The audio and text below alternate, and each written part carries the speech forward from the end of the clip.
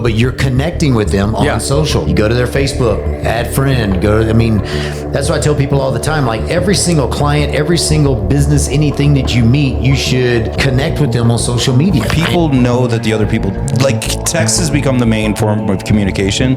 So it's like, I don't want to bother them. Or what if I can't think of something to say? But you can have tough conversations about things in life and things you're going through, and it's okay. I think people, have lost touch with that, and I'm not afraid to hard conversations with people and even tell them hard things that they don't really want to hear.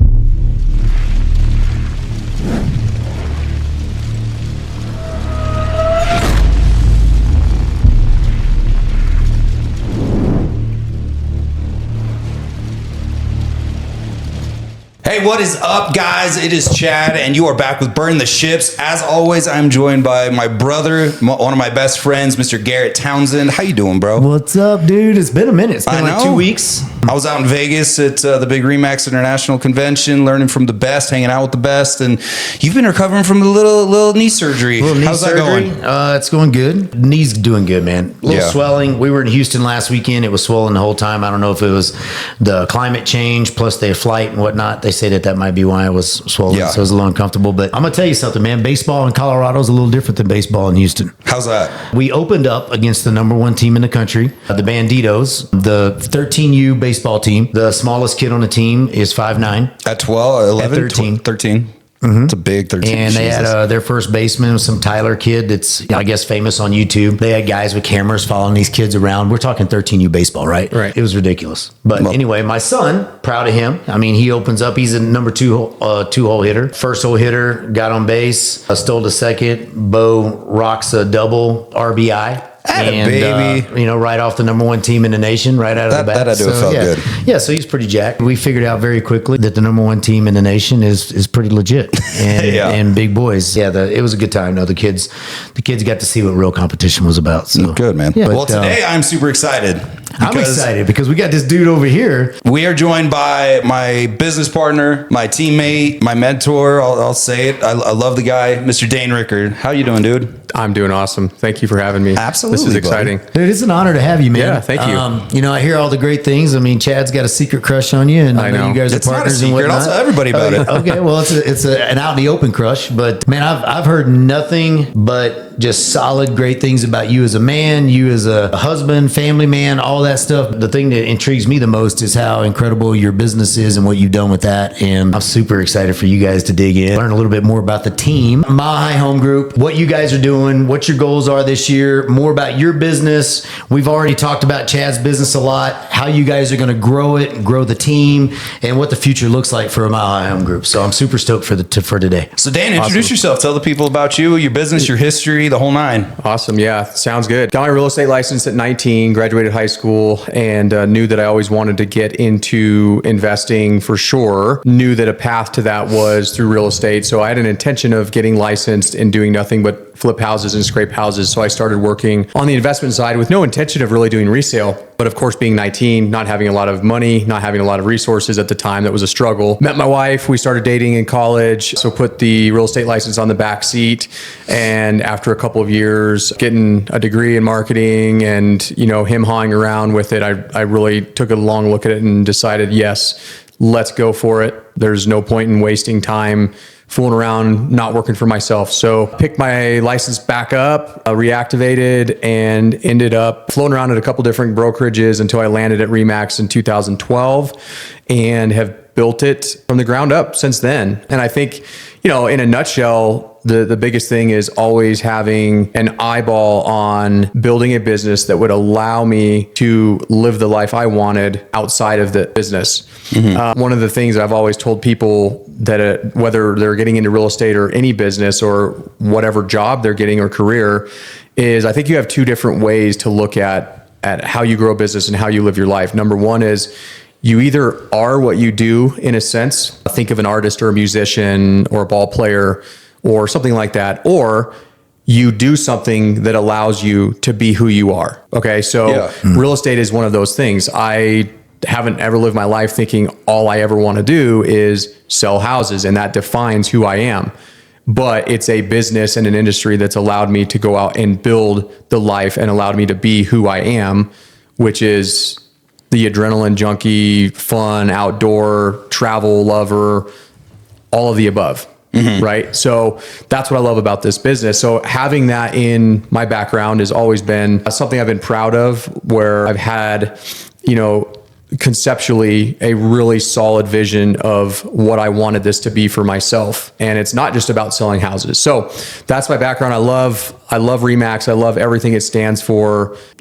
The only regret I have is not joining RE/MAX earlier in my career and just going for it, because I had a lot of trepidation early. You get told, from a brand standpoint, especially back then, RE/MAX is, you pay a lot of fees, or you have a lot of, sharks in the industry and in the company that aren't going to help you or mentor you or that kind of thing. And so you get scared away from it a little bit. But quickly when I joined, I realized that there's a lot more to it than that. And anything that I was ever concerned about was squashed pretty immediately. Yeah. So that's my background getting in the business. Moving from that, I've never been a big fan of ingenuine stuff, right? So I feel in my, and it works for different people, different ways. And to me, cold calling, door knocking, paying for leads, calling expired, like it feels like an ingenuine way to do business. And there's nothing wrong with that, because that's a genuine way that people get business, and there's nothing I have against it, but it's not my style. My whole thing is utilizing the commonality that I have with people to leverage how I can help them and understand their life and their goals and the things they're shooting to do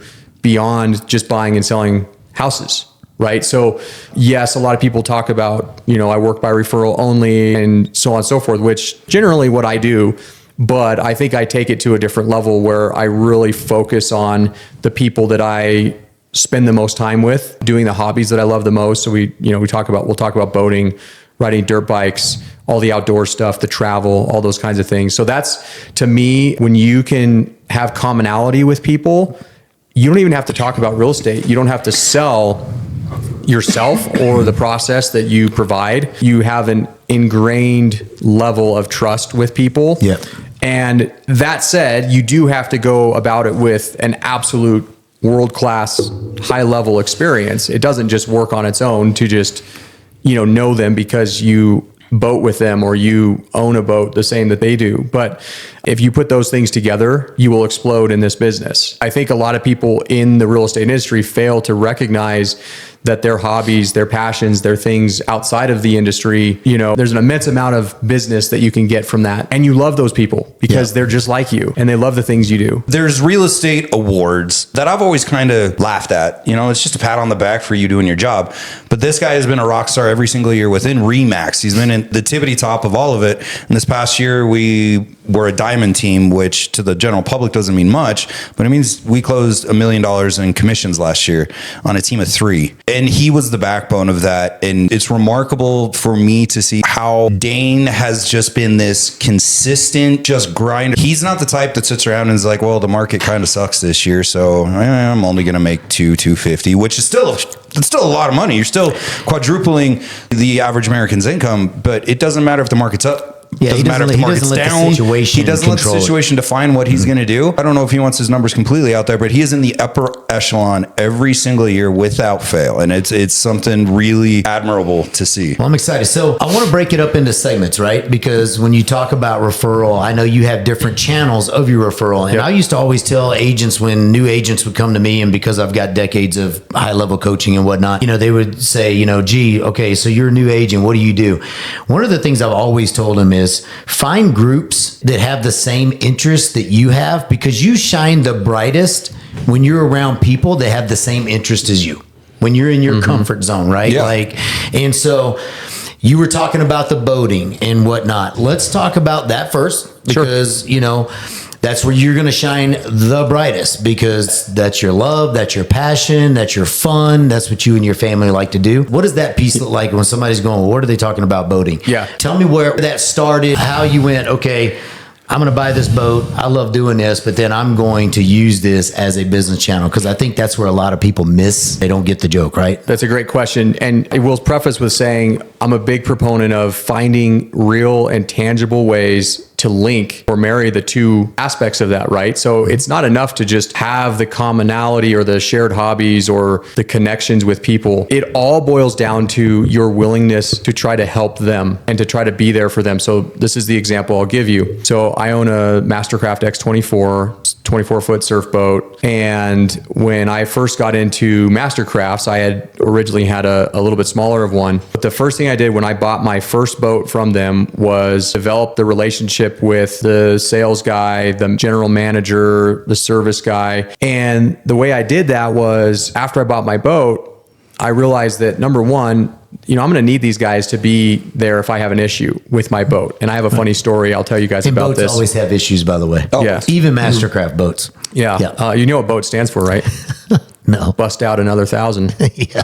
So that is so there you go. So yes. Okay, so case in point, buy my first boat. The first thing I do with Mastercraft Colorado, which at the time they were called S&W Marine, is I went to them. I said, you know what would be really fun? Let's do a summer kickoff barbecue. I'll host it. I'll cater it. I'm going to get people that are in my world that don't know who you are to come to this thing. They're going to come look at boats. They're going to get excited. They're going to think about it more, and they're going to make connection with you. So if they ever do buy a boat, they're going to want to come to Mastercraft. As an owner of a boat, I can sales pitch my experience with your boats better than you can because it sounds better. It's an easier sell when it comes from somebody who's not working for them, right? So this is the win-win that we do. And Chad and I have kicked this up a notch just this year, even more with our different community kickback programs that we're doing where we're going out and supporting local businesses. So this is kind of the tee off for that project that we're both taking on individually. Dude, that's brilliant, by the way. I host a barbecue, I cater it, spend the money on it. So here's the beauty of this. So this is what people think. When I run into people that are hesitant to do this kind of thing, they say, well, a lot of people I know, they don't like the things I do or whatever. Well, number one, yeah, that might be true. Maybe not as many people in your database say love boating or love that kind of stuff. Although I've never met anybody who doesn't love a boat if they don't own it and they get to go ride on it. But he's my business partner. I get to go on his boat. Yeah, exactly. But here's the deal. When you're number one, there's three elements to this. You have a business growth pattern. Firstly, you have your database and the people you know that you're exposing. Hey, come to this barbecue. Yeah, it's fun. Come to this community event. Boats, yeah, it's fun. Barbecue, free food. Who cares if you don't love it? Whatever. Just come and hang out. So that's number one. You're reaching the people that you already know. Mm-hmm. That's your reach there. Number two, you are supporting the dealership, and every single person that works at the dealership appreciates the hell out of you for supporting them. Because especially the sales guys. The sales guys have to freaking love it. The sales guys love it because... Well, and here's the thing, dude. Think about this. That to me is, I didn't know that part of it. That is freaking brilliant because most people would go, hey, I'm just going to get to know the guys or whatever. The fact that you did that, how long, I don't know how long that company has been around, but I bet you not one realtor has ever, or one business person, period, has ever approached them and said, hey, let's do this event. I'll sponsor it. Zero. Dude, they've told me zero. So here's, I love this. So now these guys that work. I hope you guys are taking notes.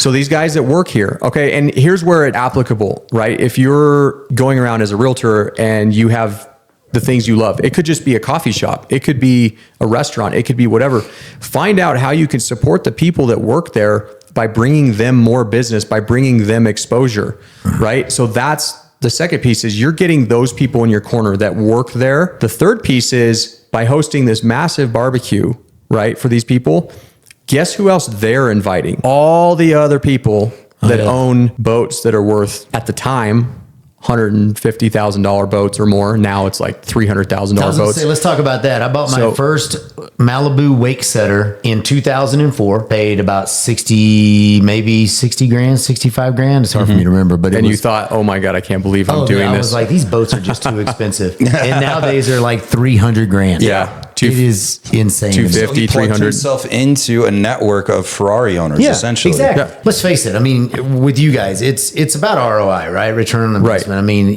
if you're working with boat owners and these guys, I mean, if they have 300 grand to drop on a toy, grand on a boat, yeah, they got some extra cash. It's a valid point too. So if you're thinking about integrating this into your business, make sure that it doesn't need to be high end like that. But make sure it's also something that the people that you're introducing yourself to are going to be in positions to own homes and buy and sell real estate. And, that barrier to entry is pretty low. It doesn't have to be a Ferrari dealership. It doesn't have to be anything crazy. Find the things that you have interest in, that you have hobbies and passions in. Figure out how you can build that into getting your database exposed to it, how you can support that business in its own, and then get exposure to their customers and clients so that those people now have recognition in you. So there's 3 layers of exposure here for your business, all from one simple thing. Yep. So I did this in 2016 was the first year that I did this. And every year since then, I've done some sort of event. I do boat show tickets. I buy the guys pizza at Christmas time because I usually appreciate throughout the course of a year all the help they give me. By the way, I very rarely have problems with my boat. I've had one incident that was self-caused that I was in desperation in need of help. And I'll tell that story at some point today. But that's a thing and none of it was work. Right. So thinking about me going and spending time at a boat dealership, hanging out with the guys, talking shop about boats, talking about lakes, talking about where they're going on vacation this year, stories about the tricks they did and the things that they bought and the new boards coming out and then whatever. Right. It's fun. There's nothing painful.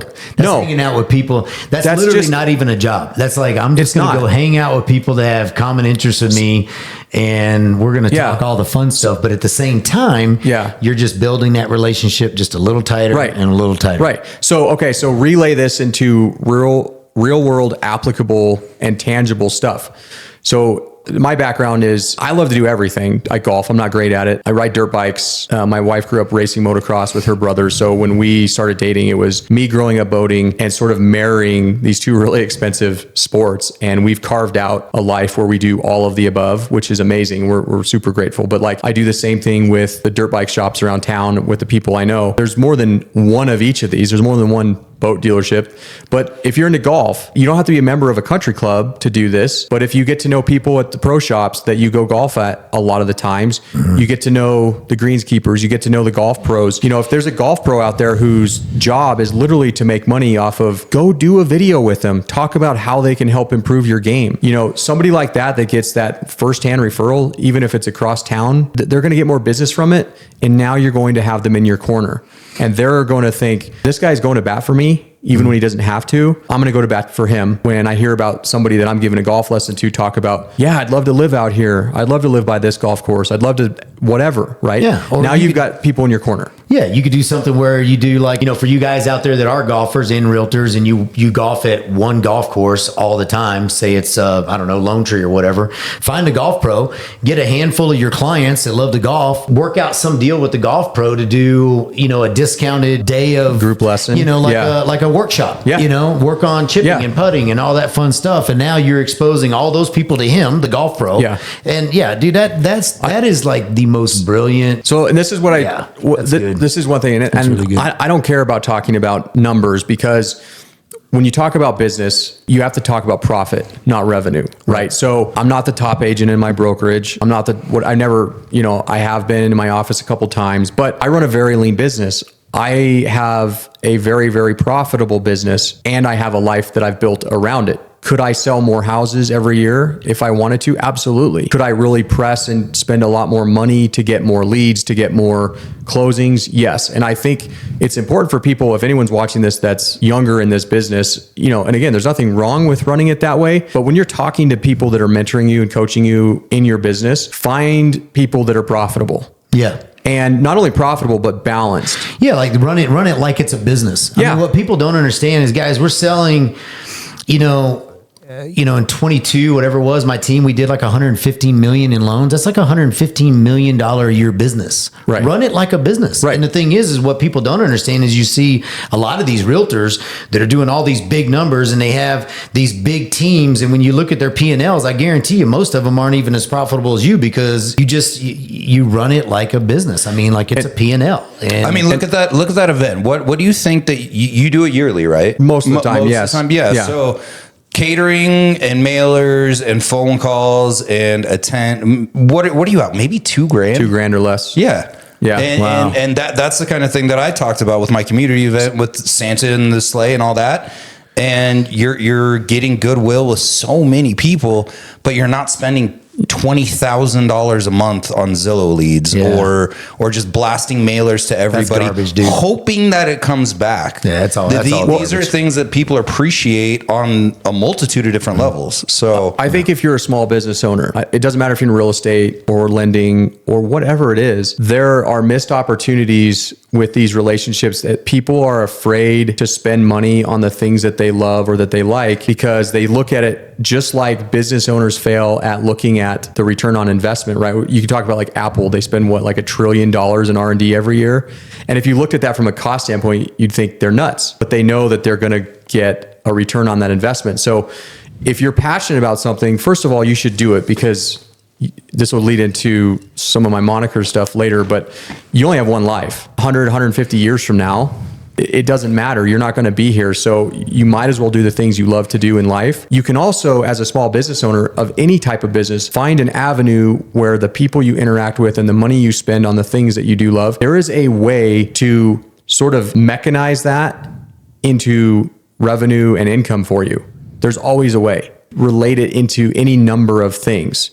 If you're a restaurant owner and you want to partner with a boat dealership, again, figure out a way to cater it. Yeah. An event with them, and then you get people to your restaurant but like I said earlier, it has to be good. So if you're going to cater an event for a totally ancillary business to what you are, or a totally maybe non-ancillary business to what you run, make sure the food's good, because if it's not, you're not going to get people to the restaurant. So that's like, for us, we talk about it in this business. It's not just good enough to just have those connections to build that network up. When the call comes in, we have to do a superb job of taking care of the clients, of getting them to exceed their goals, and providing a service world class, like we talked about. So that's key element one, because you're not going to get people to come back to you if you don't do that. I think that's important, and I think most successful, whether you're a lender, a realtor, whatever insurance person in our business, I'm thinking of the different types of people that are involved in a transaction. That's kind of the given, right? Take care of your client.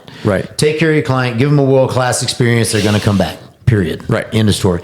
But let's face it, the biggest and most important thing that we do every single day is what? Generate leads. Yep. Yeah, generate leads. And you've kind of figured that out, again, on different channels. Mm-hmm. So guys, if you're listening to this, again, this dude is at top peak personality, shining everything. When you do something and you're getting into your networking and building relationships in something that you have commonality with the people that you're hanging out with, right?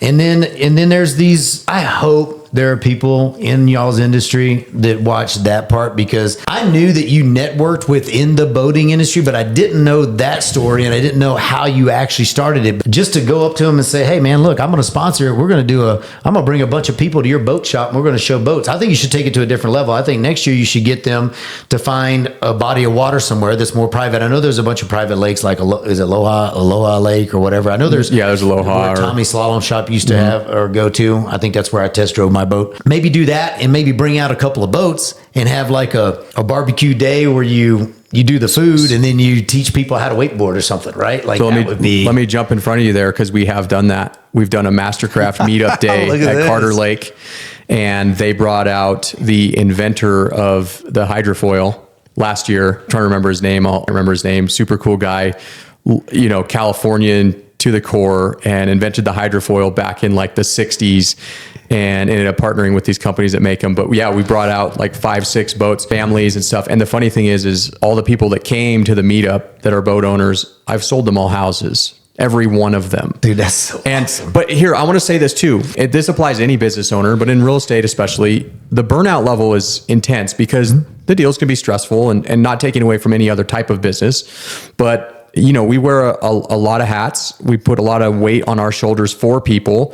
But when you're working with people that are more aligned with you in what you love to do, and organically the conversations can be a little bit more loose, and you can laugh stuff off and hit the speed bumps together. So to the amount of burnout that you feel, it's easier. It's totally 100%. Easier. And that's way more enjoyable. Scalability wise, that's been a big thing for me is, not saying every deal has been perfect and every relationship has been perfect and every process has been perfect. I heard an amazing quote a couple months ago. Somebody said that, you can buy a $20,000 first class private corner of an Airbus A380 on Air Dubai, and you can fly across the ocean on them, and you're going to have the best experience flying with them, but you're not going to avoid the turbulence. It doesn't matter what seat you're in on the airplane, there will be turbulence. And 100%. how we handle it and how we land that plane for people is the important thing. So knowing that, it does make the job a lot easier when you have just that element of built-in organic, whether it's fun, whether it's just common interest. People, they're looser about stuff. The tension's usually not there because they know that you've got their back and that you're going to get it done. So it's, I want to make sure that people understand that, like, that's another element for me as I've scaled my business. I haven't faced that burnout quite as bad because of who I'm doing business with. So, that is just one channel of referrals this guy gets. That's just one. And so the other one, the other massive one is Remax has a worldwide network of agents. And like I said at the beginning, we just went to this big Remax convention. I was kind of in observation mode. I've gone to it a dozen times, but it's always been kind of, you go to the class, you go to see, Magic Johnson or Condoleezza Rice speak, you see a couple real estate guys speak, you hang out with people within your brokerage, and you go back to your room and you go to bed. This guy does it completely different. And it's what I knew I should have been doing forever. We couldn't walk through the casino floor we were at Mandalay Bay. We couldn't get 20 feet without somebody being like, "Hey, what's up, Dane?" And it is incredible. He obviously has people there he knows. We went golf with one of his really good buddies out there, and he puts on a whole golf tournament on the Sunday before this conference. And obviously he knows everyone. And I kind of expected him to know a couple other people. Guy interviewed Marlon. No, who was it? You interview on stage at Wayne Brady. Wayne Brady. So he sat up in front of 40,000 agents and interviewed Wayne Brady on a stage, but I did not expect the personal connection that I saw him have with everyone. It was like I was walking around with a freaking celebrity, and I didn't understand the level of reach within our company that he has, because I'd seen the referrals roll in, the numbers that he gets from agents within Remax. It was something to behold. It really was. Let's chat about that, because I've always to ever go to the dark side and become a realtor like you guys, because I've coached a lot of realtors, and I've always had to use an analogy like, this is what I would do or whatever.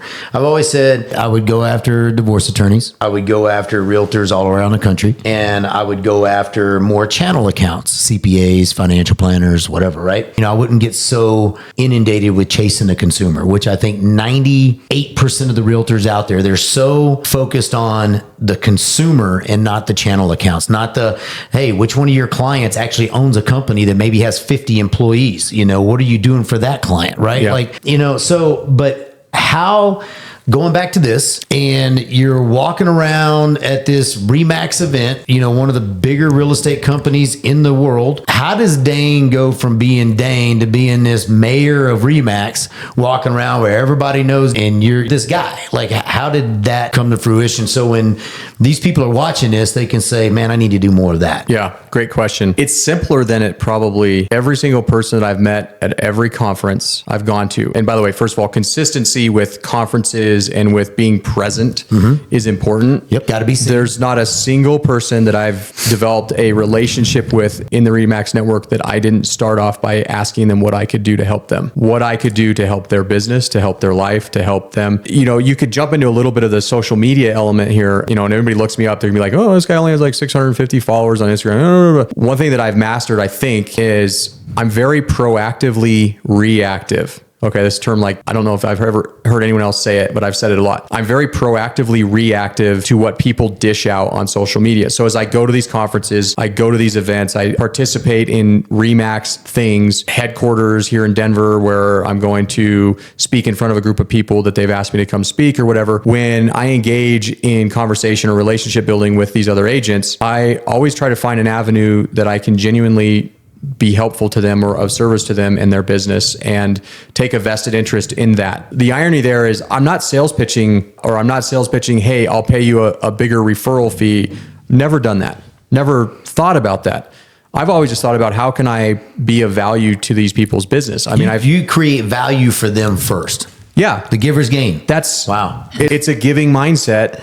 And, sometimes it's just simple things. It's just a conversation. It's just and by the way, like when you're talking to agents from other markets, it's impeccably valuable to you as an agent here, because as a realtor in Denver, right? I talk to Chad and I talk to other agents in our brokerage and I talk to our other colleagues around, and you see things and you get in this sort of tunnel vision of how things are done or how people are approaching things. Genuinely, my business has improved because I look at other agents. And I told Chad this year. I said, you need to start looking at what other people are doing in other markets, because there's just a creative, be in Canada, it could be in Florida, whatever, right? The market's different.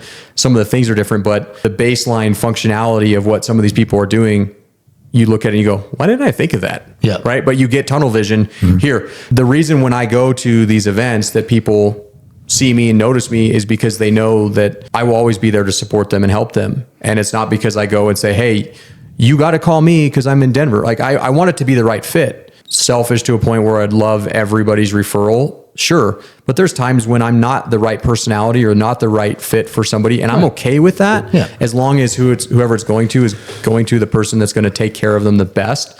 But I've built that network by going to events for 13 years now, consistently.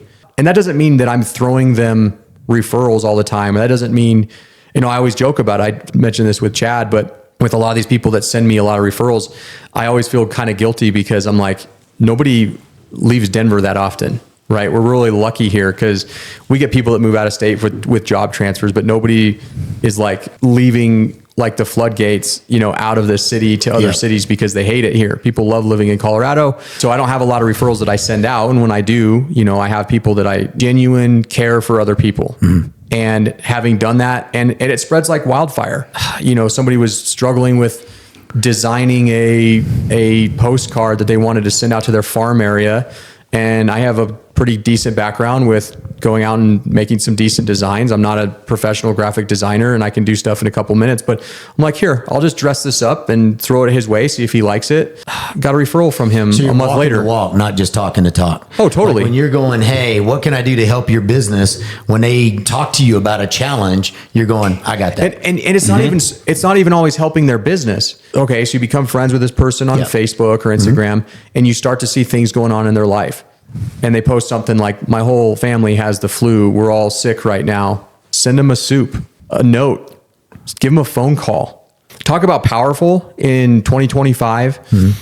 The amount of people that don't just pick up the phone and just say, let's have a conversation. So my clients, if anyone sees this, they know this. 99% of them, I call them on their birthday. And I recognized this a few years back when I started getting text messages from everyone in my family that even remembered, like, happy birthday, and it's like, man, I sure would love a call from, my brother or my parents or whatever. And I have a certain number of people that call me every day on my birthday, and they're the same people. And it's just an immense feeling of gratitude that I have for that. So if I do that for other people, if I reach out to people just in a very small way, hey, saw you were struggling with a deal, hope you got through that speed bump. It's personal. Blah, blah, blah. Yeah. Make it personal. Yeah. It's not just a like on social media. If maybe they did post about it, it's a like, but then it's a phone call like, hey man, I saw your post, I hope that thing worked out, or congrats on the new job. Whatever, man. I mean, be proactively reactive Personal to what touch. people, and here's the thing, it's never been easier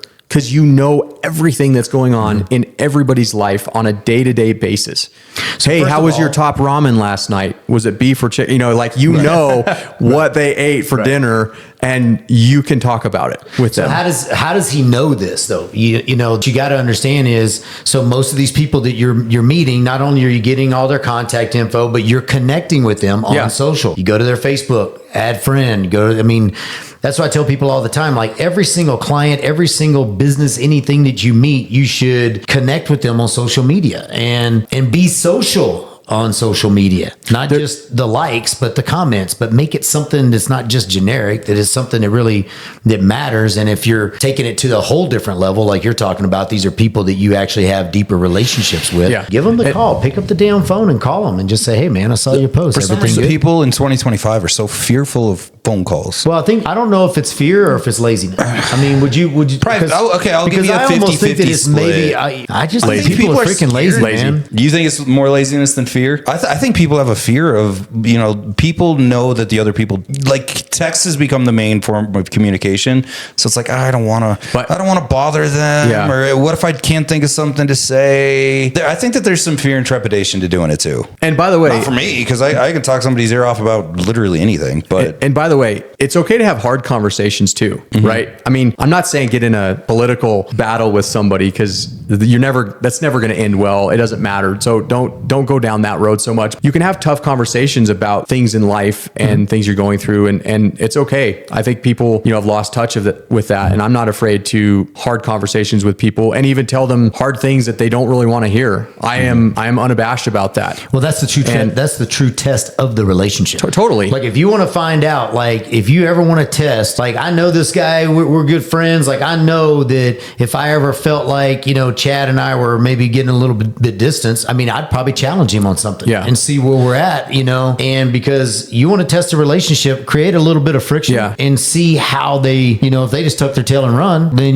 that relationship wasn't near as solid as you thought it was. Now, I want to speak to something about this whole referral piece too. It's a little bit of self-promotion with my brand that I'm with. So we've seen, an exodus of agents go to other brands because they have things like downlines, they have things, stock options, other things. But one of the things that people forget is the average RE/MAX agent across the United States or across the world outsells every other brand almost 2 to 1. I mean, it's like the average, it's like 14 transactions for a RE/MAX agent, and the next best is like 8 or something. Yeah. So when you think is number 2, is it Compass? Just out of curiosity, real, as far as isn't it? national brands. I don't know. It's either it might be Compass. Keller or I don't think it's Keller. I don't know. Keller's I don't know. there. There's no way Keller on a per agent basis. Yeah, they have lots of agents not doing they much. got a lot But of they have newbies. some rock stars. They have a lot of no newbies. doubt, They have a. I always tell agents that are new in the business, go to Keller, because they got all the training programs and stuff that are phenomenal. Right? Find a team like you guys that are willing to bring people in, and other than give them a phone and a desk, nurture them and go, hey, we're only successful if you're successful. So, but it's a numbers game, right? So if you're with a brand like we are with RE/MAX that has the power of this brand, not only from a recognition standpoint and from a professional recognition standpoint, that's huge with the consumer to begin with. But you're talking about building a referral network that can mean hundreds of thousands of dollars every year in closings, which is far more money than most agents will make on a downline or on a stock option. When you're with a brand that has 145,000 agents around the world that average 14 transactions per person, you do the math, there's a much stronger likelihood that relationship that you're nurturing with all of these people, there's a much higher chance that they're going to have somebody moving to Denver. Yeah, just by especially because you guys are here. I mean, let's just face it. There's a lot of people that move here, and especially like the southern, like all the southern hotter areas or whatnot. You got a lot of snowbirds and whatnot. If nothing else, they're buying second homes or buying their kids' houses here or whatnot. Yeah. But the key word that you said, and that everybody that's watching this, you got to write down: nurturing. Those relationships that I'm nurturing. I mean, that's the key. Most people will show up in an event, they'll meet a bunch of people and they'll get cards and they'll send them one email, say, hey man, it was nice to meet you at that RE/MAX event. And then they just expect that they're going to get referrals, and they when they talk to them again? Yeah, the next conference. The next event. Dude, it's like, come on, man. Nobody on the planet is so awesome and so memorable that one time they're going to go, oh my God, I love that guy. I'll see him next year, and I'm going to see him all my not a business. couple of just late 30s white guys. Do you want to talk about a hard one? Let's talk. Yeah. A hard what? What happened at dinner in Las Vegas? Let's have a real world scenario. Okay. With Lisa. Oh, with Lisa? Tell the story.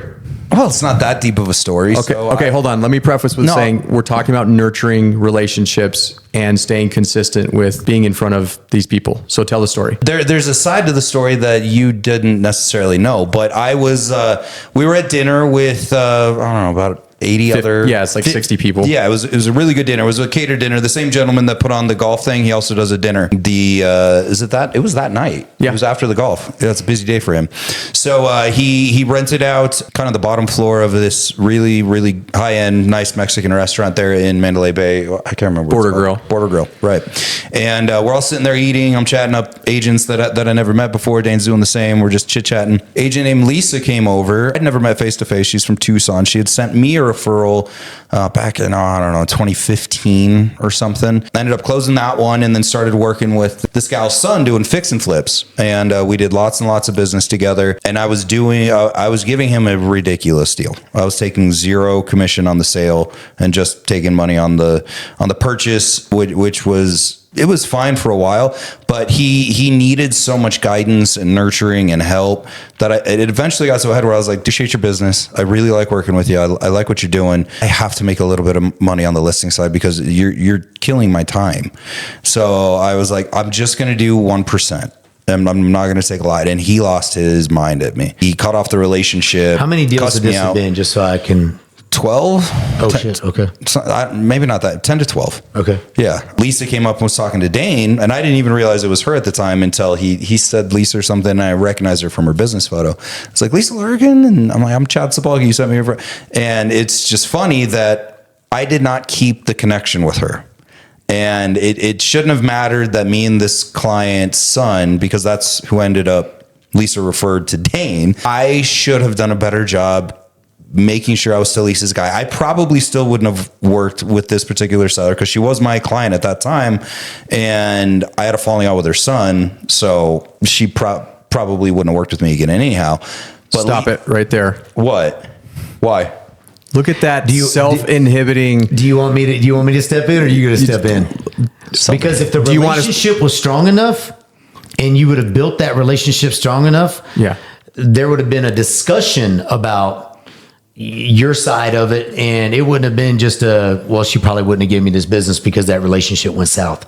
So this is me being your I got big bro. both of you being my big bros right now. That's why we're here. This yeah, right. I mean, this is good shit because I can't. You're not the first one that's done this. I'm telling you right now, like 90% of the agents out there have probably had this happen to them if they're doing any type of business, right? Mm-hmm.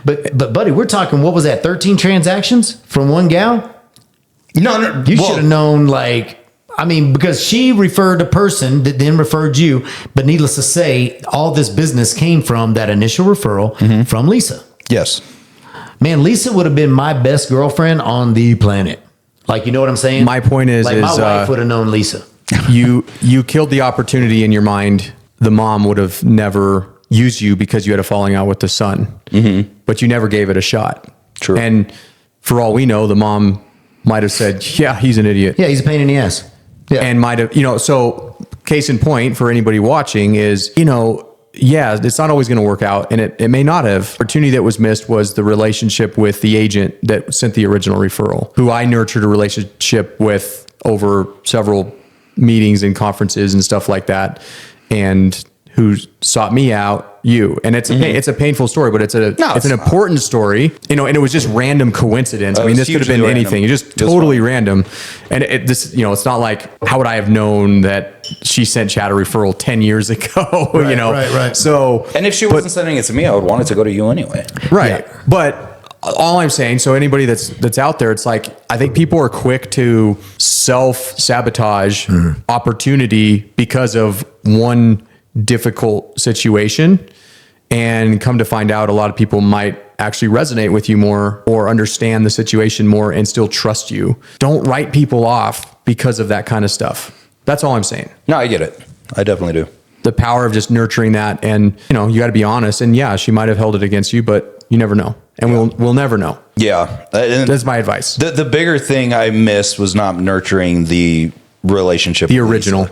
Yeah. Okay. So it's valuable loan applications, and people just aren't ready, and you get them referred from people, but you don't, like, people are so instant gratification focused. I'm going to reward this person because I had a closing, and so I'm going to invest time in them. If you look at it like, hey, I'm going to reward the behavior of them thinking about me, whether the deal closes or not. Some of the referrals I've gotten over the years from other agents haven't worked out. A lot of them haven't worked. And actually, I should say most of them don't work out, right? There's always some, I think they're going to be moving to Denver because their job's moving. And then you find out they move somewhere else, and it's fine. Graciousness and with gratitude, and you nurture that relationship, even if the closing didn't work out. As the referring agent, they feel guilty that the one they sent you didn't work.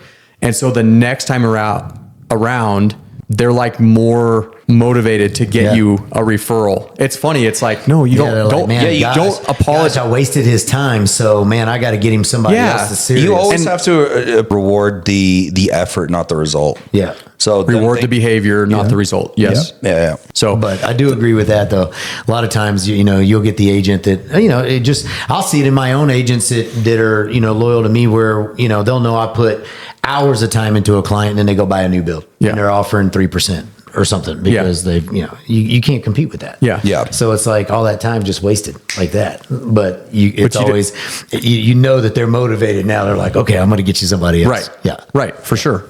So I think recognizing the power of the brand that you're with and using the angle of what you can do to help other people's businesses, even on a very small level, or just be a very, very powerful tool in your business. And it's one of the channels of business. And it's the same foundational baseline approach to how I treat the local businesses that we talked about, whether it's boats or dirt bikes or whatever it is, right? It's the same thing. What can I genuinely do to help them in their business or help them personally or just be a good guy to them?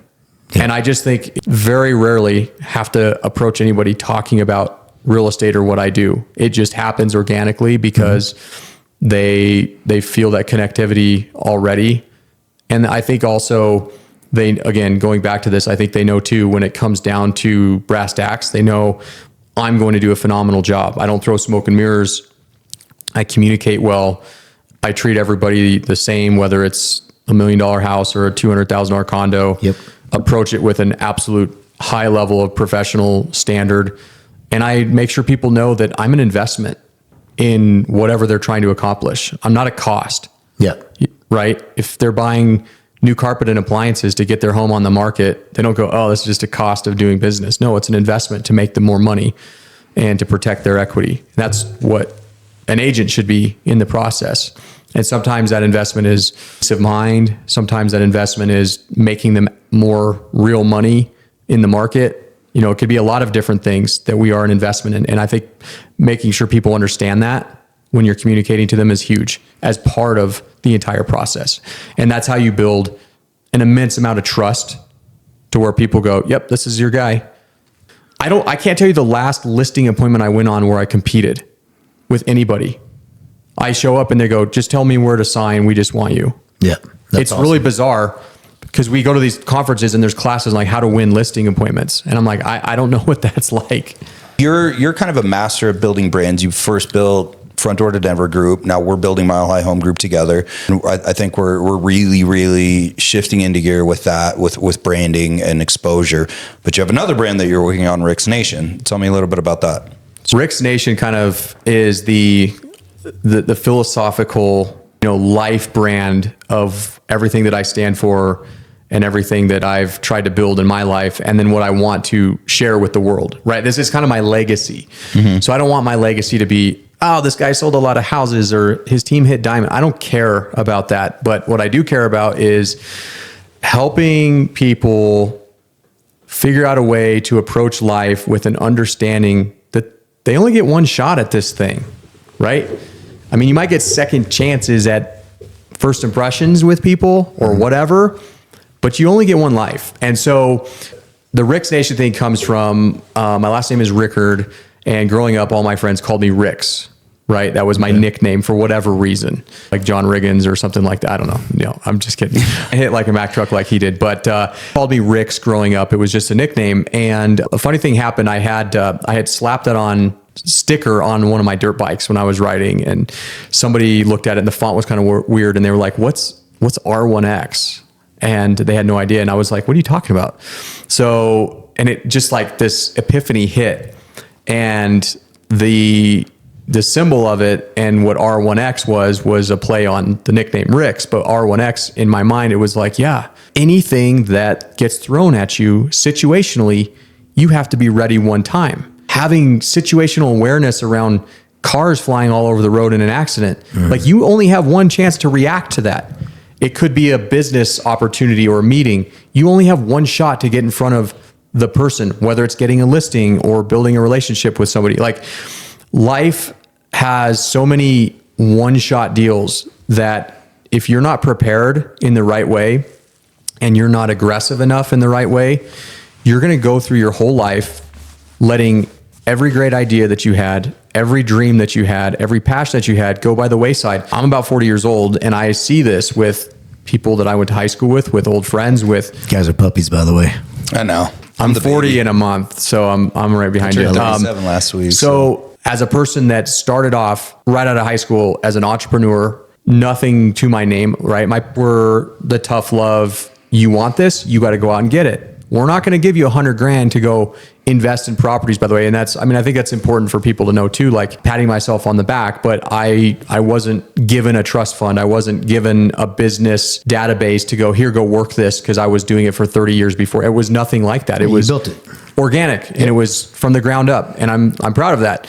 I think that anybody can do that. And as I sit here, as time flies by, I see people left and right that have immense amounts of talent and passion and love for things, and they're just letting life happen to them. Mm-hmm. So the idea behind Rick's Nation is it's a play on R1X, which means ready one time. And it's a brand that I'm building that is going to have a lot of different things: coaching, mentoring, encouraging, motivating people to follow their dreams and passions, to in the basketball and clothing and that kind of thing. And this is something that I want to utilize as a catalyst to help get in front of people and help them stop thinking about, what if I fail? What if I this? What if I that? Because I said this earlier in the podcast, in 100 years, all my real estate sales trophies are going to be in a landfill. I sure hope they are. And I hope that when I die, that nobody gets up on a stage and says, yeah, that guy was a really good seller of houses. I can promise you, if your kids go into real estate, they'll hang on to them because they'll be proud of that, because they're in real estate too. If they're not, they won't. They could care less about those pieces. But what I want sitting on their shelves are the photographs of the things we did, the memories, and the things we accomplished together as a family. There was a lot less fear about just going for it. Depressions, and they live through these things where nowadays significant social problem of fear of attacking what they love. Yeah, everybody's too concerned about what they look. What happens if I fail? What people are going to think about me? Yep. And on top of that, you have a billion naysayers out there, because let's just face it. You in your life, you will not find too many people that are true champions, true like fans of you in your life. Like, you just won't. Like, most people act like they are, but then deep down, I'm telling you, as soon as they turn their back, they're going to be literally internally jealous or envious of your success. Yeah. There's not just that many people in life that literally hear, man, Dane had this much in GCI last month, and they're like, dude, that is awesome. Yeah. Like, I can't wait to see him so I can give him a big hug and go, bro, like, you slayed it last month. No, they'll go like, oh yeah, that's cool. And then they're sitting there going, well, that sucks. Why didn't I do that? You know what I'm saying? Like, there's just, the world we live in sucks with how many people are against you. Yeah. I do think it's a little hard with the level that we've gotten to, because nobody doing better than you, at least most that are doing better than you, are ever going to put you down and talk they will crap. always root for you. The people that are doing better than you will always root for you. Like, I will cheer for everybody. Well, I cheer for everybody anyway. It's just who I am. Yeah. It's really rare that somebody who is absolutely killing life is going to poo-poo your dream. Because they've done it. Oh yeah, they have taken that risk. It's all the ones that ain't done shit. It's they the haven't ones done who anything. haven't done shit, or the ones that tried it and failed one time and decided, you know what, that hurt when I fell down. I don't want to do that again. To say, oh man, I don't know if I would bank on that. Or hey, you better have a plan B or it's whatever. The guy who's done the diet 15 times and always fallen off the wagon, so he's still 350 pounds. That, right. Careful who you surround yourself with. And that is a huge reason why I am such a champion for Remax as well. Is it's the only franchise I've ever been at, and I think the only one I ever will be at, the only company, because I knew I wanted to be surrounded by the best. And then I had an opportunity to leave when my old team kind of dissolved, and there was no part of me that even thought about going to a different brokerage. The only way I go to a different brokerage is if I start my own Remax franchise, because I want to be surrounded by the Eagles. Yeah, I want to fly up there with everybody else, because there's people who are making $1 million a year aren't going to poo-poo your idea unless it's genuinely a bad idea, and they're like, but they're not going to say that idea sucks. They're going to challenge you on hey, instead of doing it this way, why don't we do this and then tell me how that works? Yeah. So they're gonna more help you implement the idea, or at least get behind you and go, dang man, let's see how this does work, because if it works, crap, I might implement it they're myself. gonna hold you right? accountable. Yeah. But you're right. I mean, we live in a world, people will definitely hold you back. They will shoot down your dreams just because maybe it didn't work for them, or they're too scared to do it. Right. So think about this. Like, I think about this a lot. When the Wright brothers flew the first airplane to 1969, we landed a man on the moon. 66 years to go from paddling boats to barely having a car, ran on steam or kerosene or barely gasoline, to landing on the freaking moon in 66 years. You should have 66 good years of life easily. And there is no reason that you can't go out there and figure out how to follow whatever it is you're passionate about, right? I talk about this with my kids. We're all adrenaline junkies. We love roller coasters. We go to theme parks. I mean, so much so that we bought a house in Florida 7 minutes from Disney World because of it. We love that stuff. And one of my boys is very engineer mindset, and we talk about it all the time. He wants to design roller coasters and stuff. And I have conversations with people, and it's like, oh yeah, you can go to these specialty schools. Like, I've actually researched this. There's like USC has a specialized program on theme park engineering. Purdue has something like this as well. So it's like, you don't even think about that, but you go back and you think 100 years from now, there was no books or classes on designing roller coasters.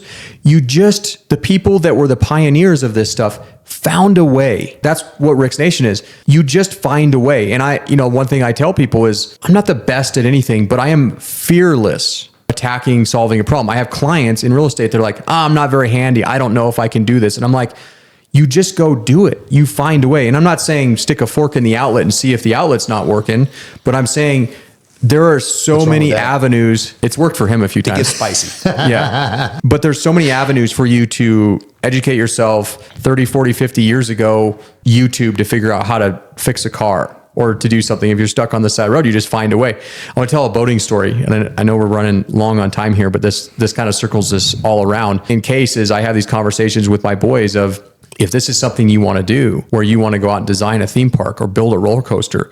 And I'm excited about this, by the way. Like, I never want to drive my kids to do something that I want them to do. I want them to do what they want to do in life. And who knows where this will go. But thinking about having like a couple of boys that are going to go out and build roller coasters for a living and be like, hey dad, we got this new one where we need you to come be a crash test dummy on. That sounds like the best dad life ever. Call me, awesome. Call me, by the way. Yeah, I'll sit next we're all to you. in. But I tell them, I say, you guys, you can't just rely on going to a school and learning. Like, you have to be a pioneer. You have to be fearless in pushing the envelope. And we don't have enough people pushing the envelope right now. I'm not taking anything away from NASA, but there's amazing people there, but stuck in this cycle of, they did a lot until now SpaceX and these other ones are coming up, and now they're all pushing each other to be better. Cool to see that. We just had a lander land on the moon again a couple of days ago. I don't know if you guys saw that, but here we are, we're landing on the moon again. So point in case is, at the end of the day, for anybody, like, Rick's Nation stands for, you got to be ready for what comes at you in life. And you only have one life. And if you have a passion or a hobby, whether it's a book you want to write, piece of poetry or piece of art you want to make, or it's a business you want to run, go for it. Because if you love it and you believe in it, it will not fail. And you will not fail. That's what the brand is going to be there to support people. On a lower level, it's people selling houses, trying to grow their business, but it applies to everything. Mm-hmm. And that's what all these people that did these amazing things that got us to where we're at in the world now, which, by the way, it's not as bad as people make it out to be. The naysayers and the negativity and all this crap, don't let it sway you, push you down, because it's easy to fall into that trap. Just keep pushing and find a way. So I have a boating story. Okay, so I had my Mastercraft X23 before my X24. My wife and I bought into a houseboat share at Lake Powell. I grew up going to Lake Powell. When I die, just float my body down the river and that'll be my send off, right? That's how much I love it. And so we bought into a houseboat share, and I always put this group together, and I was always the leader. I had the wakeboard, wake surf boat. I had the houseboat. I planned it. We organized it, and we took tremendous pride in all of this. So, but you put a lot of weight on your shoulders to make it perfect for everybody. Mm-hmm. And I'm built like that. If I invite people on a vacation, and there's a thunderstorm on the lake, I'm like, oh, this is my fault, right? Sometimes I take ownership of it too much, but that's okay. It's because I care. So we get down there, and what we typically did was we got down there in the afternoon. The houseboat was still at the marina in the slip. We would go out in the wakeboard boat and try to locate a spot, because you don't want to drive a houseboat all the way down the lake and find, we can't get the spot we want. We got to turn around and go all the way back at 8 miles an hour. So we go out in my surf boat, and there was like 5 or 6 of us in my boat, and I know the lake really well. But we're out, and it's probably 5, 6 o'clock in the afternoon, and we're cruising down one of the canyons where I know there's some spots. And it was a little bit overcast, so you don't get the shadows in the water like you normally do. And all of a sudden, I'm standing up at the wheel driving and just hit something. And it's like, did it launch everybody out of the boat? I mean, not that bad, but it could have been scary. Yeah. But we ended up running onto like this mound of gray rock. I mean, it's kind of bizarre because it's usually like red sandstone everywhere, but there's these ever so often these like mounds of rock. Well, we ended up going up this gravel thing, and the pictures of it are pretty funny because it looks like it's just sitting on top of the water. So here we are though, we run aground, and of course the first thing is like, holy shit, what just happened? Is everybody okay? I actually ran into the window. I have like an L-shaped scar from the corner of the window because I was standing and driving on my chest, but everybody was good. We kind of cleared out. We're like, what the hell just happened? And it's like, there's no way we could have seen this. My instant thought is, all right, I got to figure out how to get us off this rock. You know, my mindset doesn't go, shit, I just ruined everything, blah, blah, blah, failure, whatever, right? It's that find a way mentality to, sometimes it's salvage, but to still make this great. So here we are up on top of this gravel mound with this 6,000 pound boat. And my first thought is, did I put a hole in the boat? Is it going to sink if I put it back in the water? So I get out and I start surveying everything. And I get to the back. The boat on the back part was still in the water, right? So my propeller, it's a V drive, so it's under the middle of the boat basically. So it's not on the back, and it's still underwater, and you can still get to it. And the prop is completely destroyed. And I always carry a spare prop. So part of like the Rick's Nation mentality is, first of all, you gotta have preparedness, right? Like have the spare tire, have the spare prop, whatever, because something like this can happen. But the boat's not gonna run even if I start it up with this propeller. There's gonna be no power that it can produce. And that's, I mean, we're going to have to get this to go. The drive shaft that goes up is definitely bent, so it's not going to be smooth, but it might still function. So I have to get creative. And I don't know if I'm the only person that's ever done this, but I felt like Cuba Gooding Jr. and A Few Good Men, where I'm underwater and I carry this 60-pound brass prop that's, you know, like the size of an extra large pizza underwater. And I have to get a nut and a cotter pin off of the drive shaft where the prop goes underwater. And I have to like go down there, start wrenching this thing, get up and get some air, go back down in this murky water and get this nut and this cotter. And by the way, if I lose the nut and the cotter pin, I'm really toast. I'm screwed. So I'm like super careful. So I get this off, I get the new prop, and I get underwater and I put this thing back on, this nut and this cotter pin. And by the way, this is like 6 o'clock in the afternoon. You're not getting a tow. You're not calling AAA. Right. You're in the middle of the desert, in the middle of a lake, where I might see somebody in 2 or 3 hours that might come by and might be able to pull me off this rock, but I might not. And we might all be stuck out there. Nobody knows where we're at. There's no cell phone service. You have to find a way yourself to make this stuff happen. Right. So the amazing thing is I see this group of people around me, and I've got my younger brother-in-law, I've got some of my high school buddies and all this stuff, because they know that I don't. They're probably all still drinking and partying and listening to music. They're like, you're sitting there going down. They're like, this is awesome. It's one of these proud things where I recognize that my mentality as a leader, that people don't fear what's about. They're not worried about any of this. They know that we're going to find a way. So, thankfully I've got some of these guys have some muscle. So we get the prop changed out underwater, and I'm like, that was awesome. It was kind of fun. And then now we have problem number 2, which is how do we get this thing off the rock? I started up and the drive shaft's like blub, blub, blub, blub, but it'll work, but it doesn't have enough juice to just back off this rock. So we have to get all of us out to figure out a way to muscle it. So we have ropes that people are swimming and pulling. They're on the other shoreline. And it's just a matter of, you just don't throw in the towel, right? And you have to treat this in any situation in life. You find a way, because by God, I am not going to have day 1 of a 7-day trip on the lake where I have the only boat. This also comes into play with my relationship with my boat dealership. So we get off the rock, we get out to the main channel, and we can only go about 5 miles an hour. So we have like a 2-hour jaunt back to the marina just to get back to home base. Okay, so we get out to where we have enough service. My first phone call is to the guys at Mastercraft. Hey, I just wrecked my boat on this rock. It's got gashes in the bottom. It's not leaking. Change the prop out, but I can't do anything on this boat. if this is the way it is. And they're like, let me make a phone call for you, because they know that I've got their back in every situation. This is 7:00 at night on I think it's a Sunday even too. So I get a phone call back a few minutes later and they're like, hey, there's a dealership in Page, Arizona, which is at the south end of the lake. It's a 6 to 7 hour drive because I have to drive around Lake Powell. You can't just drive across the water. So I have to get the boat back. I have to get it on the trailer and I have to leave and drive to the other end of the lake. And there's a boat dealership down there that just so happens to have the parts in stock that I need. Work out this thing with this guy. They find his number. They can call him and say, hey, this guy's going to be to you at 8 a.m. on the dock. Everybody's on the houseboat just hanging out. And they're like, hey, don't worry about it. We're going to have a great time. So I drive off and I tow my boat 8 hours until 1 a.m. and get to Page, Arizona, stay in a hotel. The next morning, he spends 5 hours fixing the boat, get it back. I get in the car. I get back at 10 p.m. the next day. And we still have a 6-day vacation with a perfectly repaired boat. It's just a mentality. The whole story is number one, developing the relationships that people are going to go to bat for you when you need them to.